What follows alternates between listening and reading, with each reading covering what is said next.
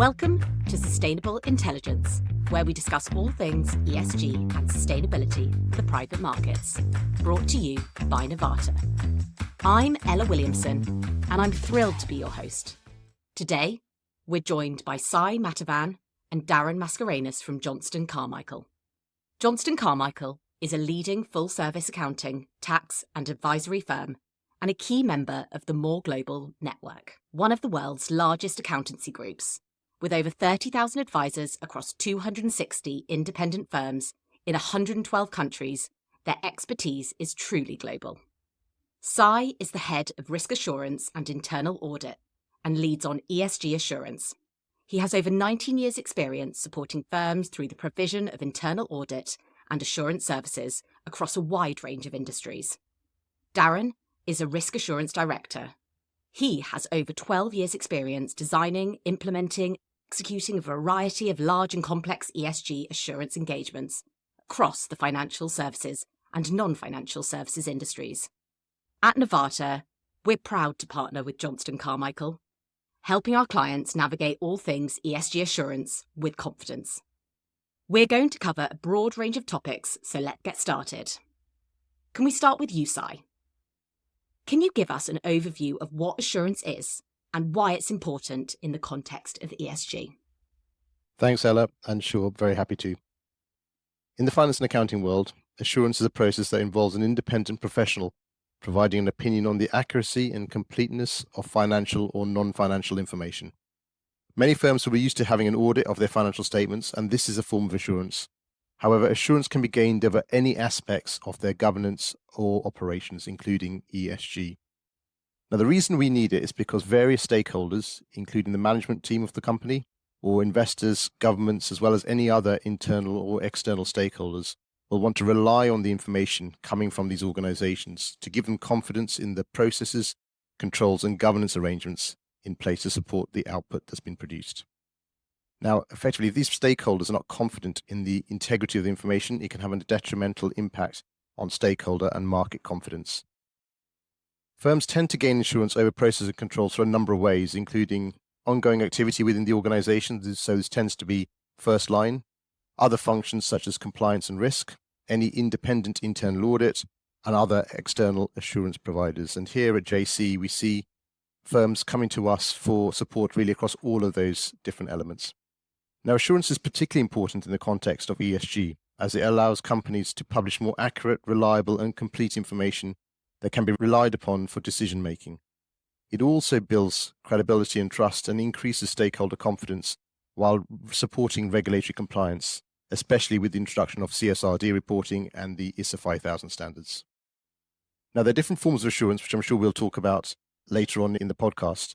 But ultimately, it's important to remember that whilst many people may think of assurance solely in the form of external audit, in reality, it can come from various guises and be used to get comfort over pretty much any element of an organization. Thanks for that, Sai. It's really interesting how you pointed out that assurance builds confidence, not just within an organisation, but also among all the external stakeholders like investors and governments. Now, Darren, can I ask you to elaborate more on the different forms of assurance? Absolutely, Ella. And I should start by saying that there are a number of different forms of assurance that a firm can obtain, but the most common ones, which we believe Novata's clients will be interested in, include reasonable assurance, limited assurance, and review and recommendations. So firstly, with reasonable assurance, this is typically the highest level of assurance that a firm can obtain, but it's not absolute like a financial statement audit. It also is the most credible because it provides more confidence to stakeholders due to the level of testing and the detailed procedures performed during the audit process.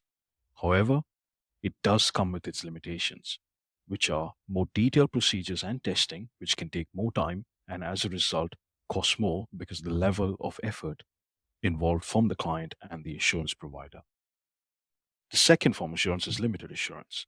This is similar to reasonable assurance engagements, but the level of work undertaken by the assurance provider is less with different or fewer tests being performed or smaller sample sizes being used. As a result of the lower level of assurance, it sometimes means that this is seen as less credible and provides less confidence to readers due to the limited procedures performed. It also tends to be cheaper than a reasonable assurance engagement because of the effort involved. Both limited and reasonable assurance engagements are performed against an assurance standard, which sets out rules around what work should be undertaken. The third thing that we wanted to cover off is review and recommendations. This is considered to be the lowest level of assurance. However, the scope of work can be tailored to the specific client requirements. This means reviews can be done to give the firm feedback on any aspect of their ESG operations and provide them with clear feedback that is actionable, practical, and proportioned based on the size of the firm's operation. It's also usually cheaper than the other options, but it's not performed against any assurance standard. This form of assurance might be useful when a firm is starting off their ESG journey, when reporting on ESG data for the first time, and it wants feedback on their process and controls that are implemented. There are also other types of work that we can perform, such as agreed upon procedures, and providing support to firms who have an internal audit, risk, or compliance function undertaking ESG assurance work. Of course, as part of any assurance engagement, we will ensure that we scope out our work with the client before agreeing the type of assurance to be provided. A good example of this is with CSRD assurance, where it will be important to give the firm what it needs at the relevant time, such as limited assurance in the first instance, before moving on to reasonable assurance in due course. Thanks, Darren. It's really interesting how you highlighted tailoring the scope to fit a client's unique ESG needs. And it sounds like a practical starting point, especially for firms just beginning their assurance journey. So over to you, Sai. With all of these different assurance types, why do firms need to start thinking about assurance now? And what are the benefits over the short, medium, and long term? Thanks, Ella. The key reason is for firms to provide stakeholders, both internal and external, with confidence in the quality of its output, supporting investment decisions and giving them comfort over any decisions made. However, there are other reasons for thinking about assurance. For example, it may be driven by what competitors are doing, the requirements of the market or funders, or potentially firms wanting to ensure they have a robust control environment if they're looking to sell in the future. Management may also seek assurance to ensure that it's meeting regulatory obligations that may be specific to the sector, such as oil and gas or financial services, or related to a broader regulatory regime. For firms subject to any form of regulation, for example, it can be financial services, pharmaceuticals, or even actually complying with requirements from HMRC, gaining assurance and therefore enabling the firm to make any relevant changes is critical.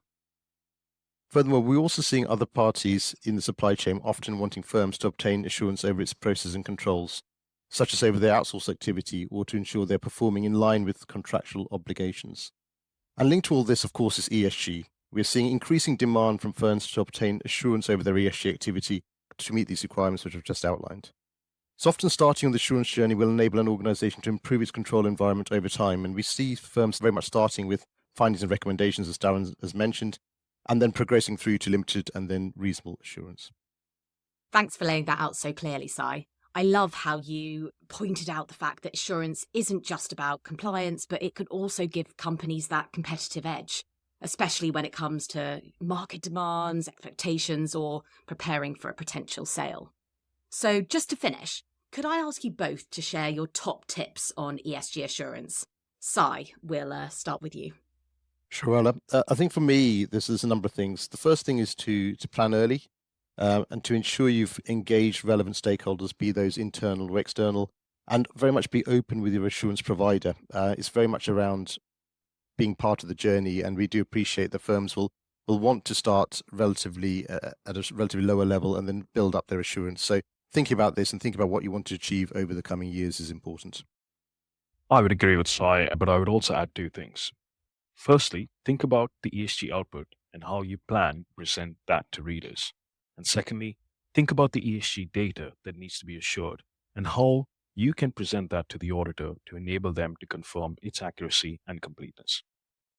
Thank you both for these fantastic ESG assurance tips. So my takeaways are start early, engage the right stakeholders, and really think about the output that you want to achieve from the outset.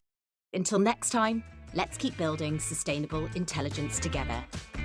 Find out more at novata.com.